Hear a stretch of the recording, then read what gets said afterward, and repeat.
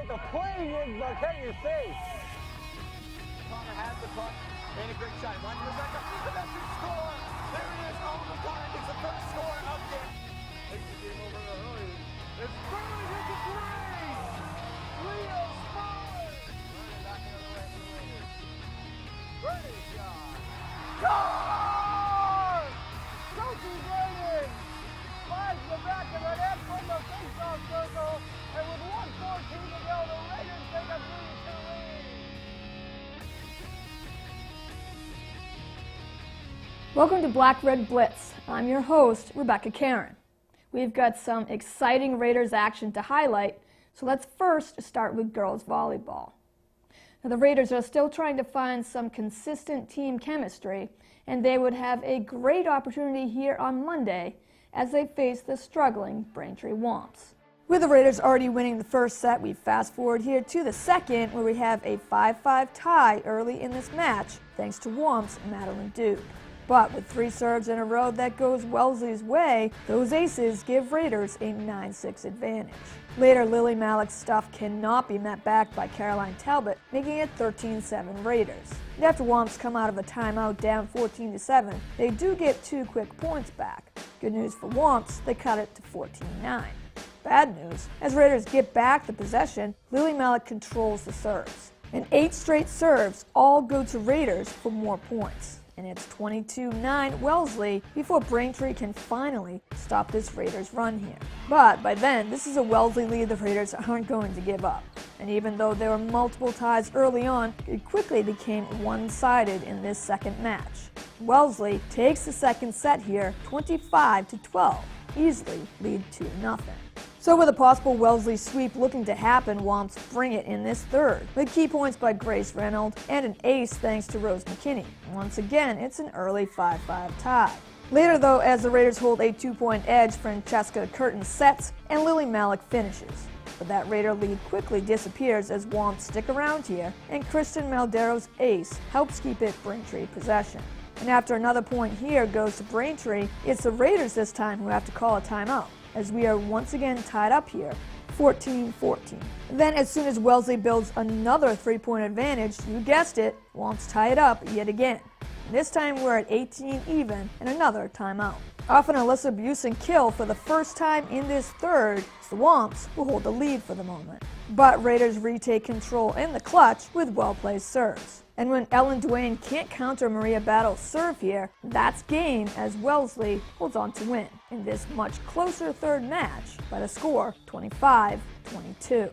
That would be a great 3-0 sweep for the Raiders on Monday. But we're not done yet, as the Raiders would have home games on back-to-back days. So right back here on Tuesday, would the Raiders sweep their next opponent, the Brookline Warriors? Well, let's find out as we head to the opening set. Brookline would come in here, and early on, you can see it'll be a little tougher match here against the Warriors, as one of their offensive leaders, Olivia Brown, lays down this resounding kill to get things started in the opening match. And the points continue to favor Brookline here in the early going, holding a 6-4 advantage and looking for more. But quickly, Raiders tie it back up, and Lily Malik, perfect timing, lays down the spike and tying point. Then in the dig, set, spike, and repeat mode, the Raiders quickly add to their lead, making it a 10-6 Wellesley advantage. That helped spark an offensive momentum for the Raiders as they build an even more comfortable lead here, 19-10, which forces the Warriors to have to call a timeout. Any kind of run Brookline looks to make deeper in this first, Lily Malik keeps taking charge with spikes and key aces. And still holding the 7-point edge, Katie Jones then on this kill here would help keep it all Raiders the rest of this opening set. Maria Battle's serve right here stays just in bounds for that deciding 25th point. 25-13 as the first goes to Wellesley. Fast forward to the third, Brookline at the losing end both times in the first 2 sets look to avoid the sweep, and in the opening minutes lead 7-5. Then a great back and forth exchange here ends up going Warriors' way when Olivia Brown again commands the kill here. And that gives Brookline a 14-10 edge. But Katie Jones provides the answer here for Wellesley once again for a much-needed point. And just for Jones to repeat the same great play in back-to-back points for the Raiders. The deficit now stands at only 1, 14-13. Then, after helping retake the lead here at 16-15, Lily Malik sparks a 5-1 run off some great clutch kills. And without question, Lily Malik has been feeling it offensively for sure these last few games. But just as quickly, Natalia Beslik gets the key points for Brookline as they erase their deficit late in the third. And this game is far from over as we are tied at 21-21. But a few minutes later, down 24-23, the Raiders will not let Brookline reach that 25th point to take the match here. Instead, tie it back up at 24. So this third won't be determined by which team gets to 25 first, so we have to go deeper into this exciting match to find out who comes out on top. And it's the Raiders that get that deciding point right here, as they would have to fight all the way to 28 to take a 28-25 set win. And so in the end, Wellesley does get back-to-back victories by way of the sweep. So while girls volleyball took care of Brookline on Tuesday, it would be a much tougher challenge for girls soccer, with the Warriors coming in, sitting atop the Carry division in first place, unbeaten and in control. Opponents who have faced them so far this season have scored only once. So as Wellesley seems to face one test after another in their schedule, can this Raider team ever catch a break? So we head to this opening half, and Brookline is quickly frustrated by the Raiders' defense. And as we go deeper into this first, Warriors have yet to score, something they're probably not used to, as they have dominated their opponents in every win so far. What's great to see here is Wellesley as a team does not seem intimidated at all by the fact that Warriors goalie Sophia McLean has only let one shot through in her first 6 starts, and the Raiders go right to the net.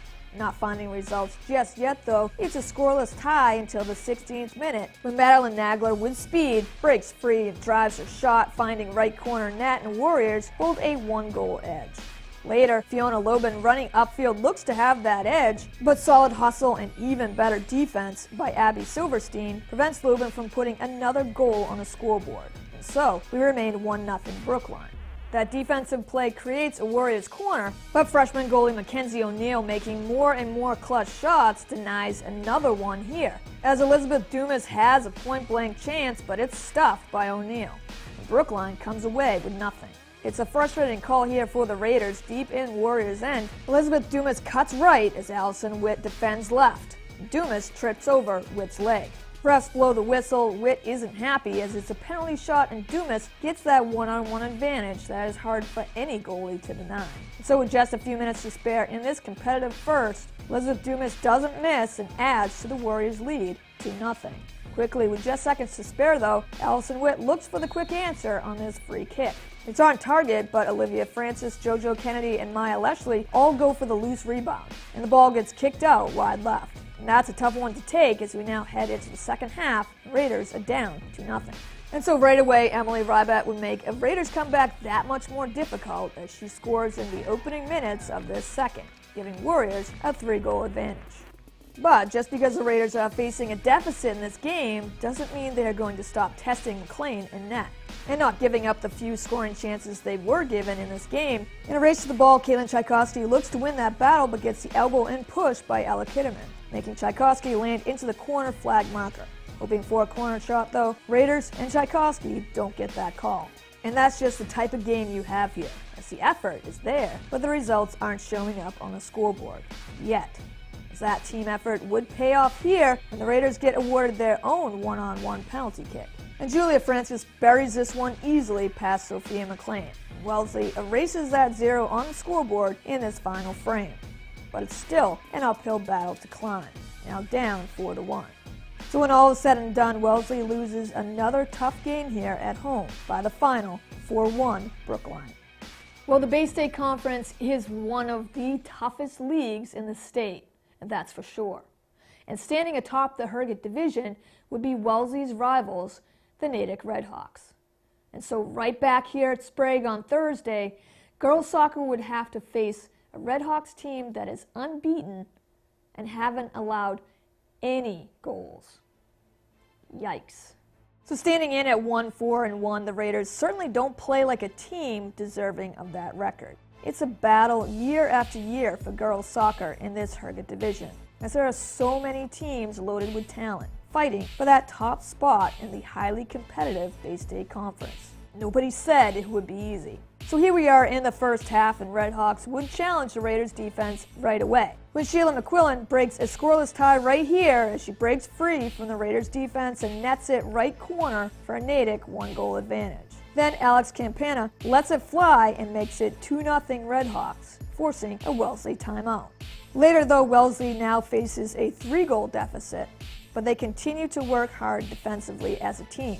And behind Mackenzie O'Neill and net, the Raiders look to hold Natick to those 3 goals. On the other end, offensively, the Raiders get very few chances in this game. A corner net try here for Julia Francis is denied by Ashley Bianco. But this fantastic save by Mackenzie O'Neill pretty much sums up how the Raiders season is going so far. The effort and hard work is there, but unfortunately it's not showing up in the win column just yet. The time would run out on the clock in this game, and so Wellesley would lose another tough one here, getting shut out by the Redhawks by the score 3-0. Well, that does it for this episode, but we're only halfway through an exciting season of fall sports. So if you'd like to catch up on any games or highlights, check us out on demand at wellesleymedia.org, our YouTube and Facebook pages at Wellesley Public Media, right here, Comcast 9 and Verizon 39. Thanks for watching Black Red Blitz. Go Raiders!